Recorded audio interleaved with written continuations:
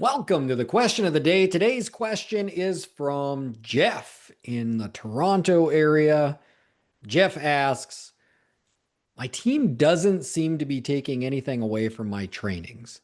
I train and nothing ever happens. What am I missing? Is it me or is it them?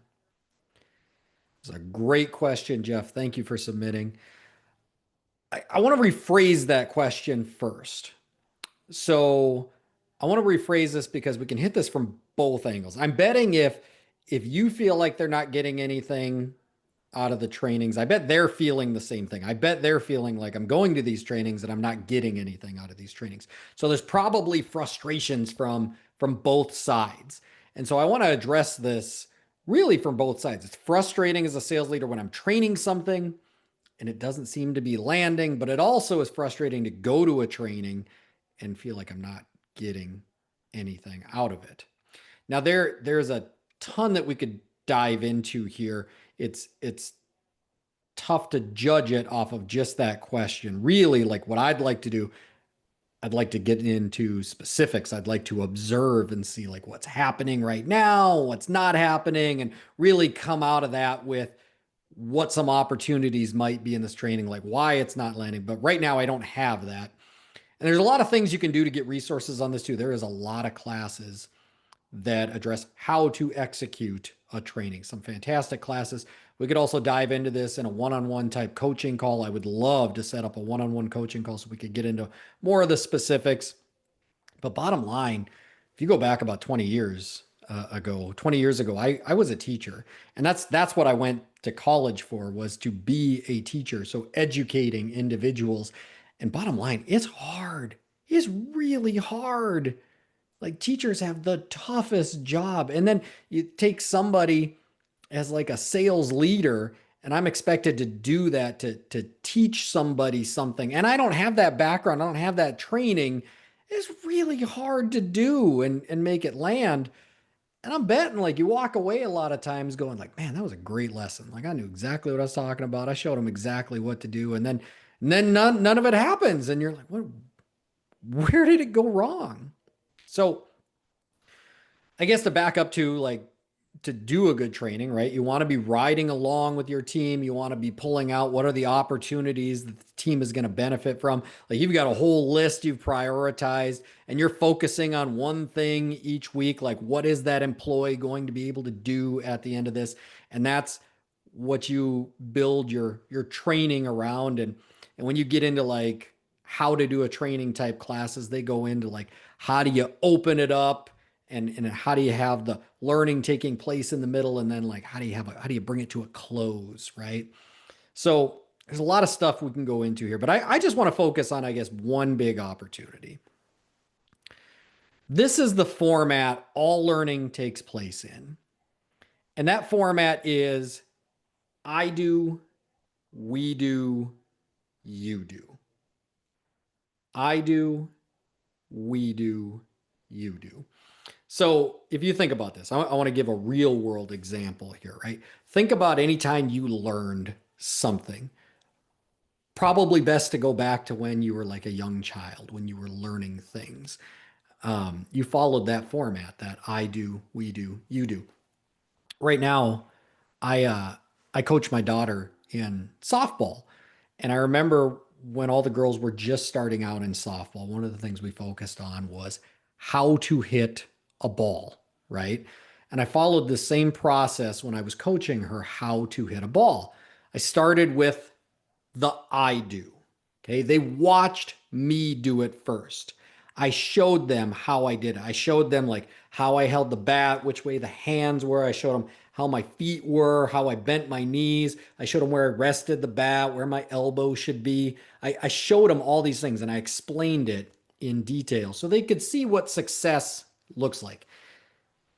This ties into what Stephen Covey writes about in his book, Seven Habits of Highly Effective People. He says, begin with the end in mind. That's what you're doing here. The I do is showing them what success should look like. You're beginning with the end in mind. This is what success should look like.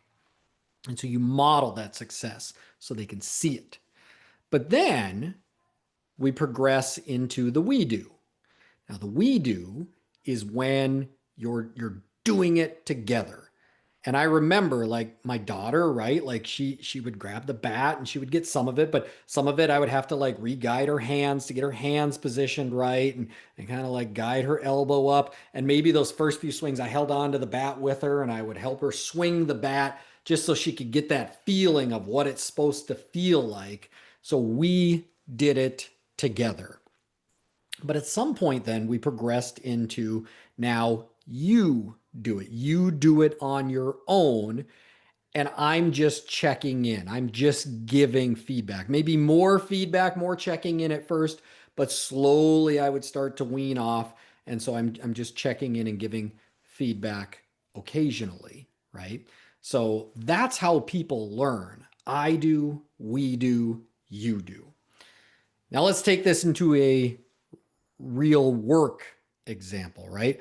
So maybe you're doing a training on how to overcome objections. That's a common one that I do. I run the objection boot camp and I'm often training on how to overcome a specific objection. And on my coaching calls, that's a common question too of like, hey, how do you overcome XYZ objection? And so I'm gearing a lesson as to how to overcome these objections. And I do the exact same thing. So when I do the objection bootcamp, this is what I found land success. I start with the I do. So I model it. I go up and I put it up on the board so the whole group can see it here, right? If it's a one-on-one, I just do it on a sheet of paper, but I model it first. And I actually model it at least 3 times. Because the first time I model it, I just run through it like live speed so they can see this is what it's supposed to look like. Second time I run through it, I slow down and I break it into chunks and I explain why I'm doing certain things. Like I draw this here or I bring this here, like whatever that is. I explain why I'm doing things in a certain way. So there's like a deep dive explanation. But I don't want them all muddy in their head with that long version. And so then the third time I show them in live speed what it's supposed to look like again. And so really I'm modeling it at least 3 times. And then if I get more questions and stuff, I'll answer those and then I'll model it again. But I'm showing what success looks like. This is what it should look like to overcome that objection. Then we move into the we do. Now you're doing it along with me. So as I'm modeling it, you're doing it on the sheet of paper. And so you're practicing it. You're saying the things you're supposed to say. You're drawing the things you're supposed to draw. You're practicing it and getting a run through. And I might even have like a cheat sheet that you can look at, or it might be like in your booklet that you get with the Objection Bootcamp. So they've got it there and they've got the verbiage written out. So they have all these resources. We are doing it together. This is like when I'm holding the bat with my daughter, right? So we are doing it together. But at some point, I take all that stuff away and now you have to do it. So I take it off the board. I take your book and close it, right? And now you have to do it. And in the Objection Bootcamp, like I have them all doing it with a partner and I wander around and I'm listening here and listening there. And I'm just popping in for feedback. And when I see somebody getting off track, that's when I pop in and I give feedback. That's me telling them, hey, make sure you get that elbow up. Hey, your hands are back. Like, so they're doing it, but I'm checking in. And as they get better and better and better, I don't have to check in as much because they're doing a phenomenal job. But we're still following that I do, we do, you do model. Now, I want to introduce one other piece to this, though. This is great. By the end of Objection Bootcamp, they know how to overcome that objection because they followed that process. I do, we do, you do. But this is the question you need to be asking yourself after your trainings. How do you know learning took place? That is a hard question to answer, but you have to be able to show learning took place somehow. Some kind of test out or model out or something that I can confidently say to the owner of the business, yes, they know how to do it and they will be doing it in the field, right? They can do it. Learning took place. I can tell you how I do it in the Objection Bootcamp. There's a couple of places that I'm checking. One is that walking around, right? Two is I may have them present to me at a certain point. Three, I may have them present to the whole group. We do this thing at the end where they have to present to the whole group because that really creates a nervous type atmosphere. And if they can present to the whole group, like they really got it down. But the last place is there's a test out. There's a certification you can get with that boot camp. And I have a rubric that I use for scoring of exactly what that whole presentation and those objections should look like. And I'm having them test out by presenting to me. And by the end of all that, I can confidently answer the question, learning took place. They know how to overcome that objection.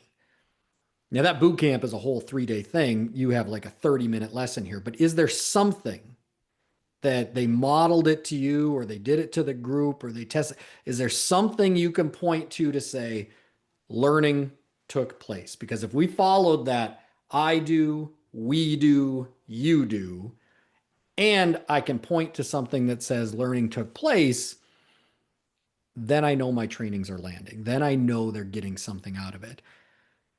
And then I should see that in the field. When I do my next ride along, I should see that adoption has happened and we're doing this in the field. So big question there, but that's what I would focus in on. I do, we do, you do, and being able to answer that question. How do you know learning took place? Now, if you're the learner, right? Like I've been speaking as a sales manager here, but as a learner, these are the things you can be asking for. If you're not getting what you want out of trainings, if you're not getting anything out of these trainings, ask for these things. Remember, like your leader's probably not gone to college to be an educator, right? Like, and so they might not know these things. And so number one, the I do. Can you show me what success looks like? Can like either can you do it or can Coach Chris do it? Or is there a video or like somebody show me what's it supposed to look like? What does success look like? After you get done with that, I do, who can do it along with me? Like who can guide? Can you do this with me? Can we walk through this together? Can I get my coach to do this? Like who can go through this with me, right? And answer my questions, because I bet you have a lot of good questions. And then when are the check-ins taking place? Are we having weekly one-on-ones? Or could I even just go to my manager and say, hey, I've been working on this. Can I present it to you? Right? Can I show this to you and you give me feedback, something like that? Create those opportunities so that you're going through the I do, the we do, and the you do, so that you're being successful as a salesperson as well. So I do, we do, you do. That's probably the best piece of advice I can give you to make sure your trainings land and then be able to answer that question. How do you know learning took place? So great question. Thank you for submitting. If you have a question, reach out to me either on social media or email. Both are going to be listed in the show description, and let's get that answered. Or if you are a Nexstar member, schedule a call with me. Let's get this addressed one-on-one so I can get into more specifics like I want to with this call here. And we can adapt this to your specific situation and team here. I'm Coach Chris. We'll see you.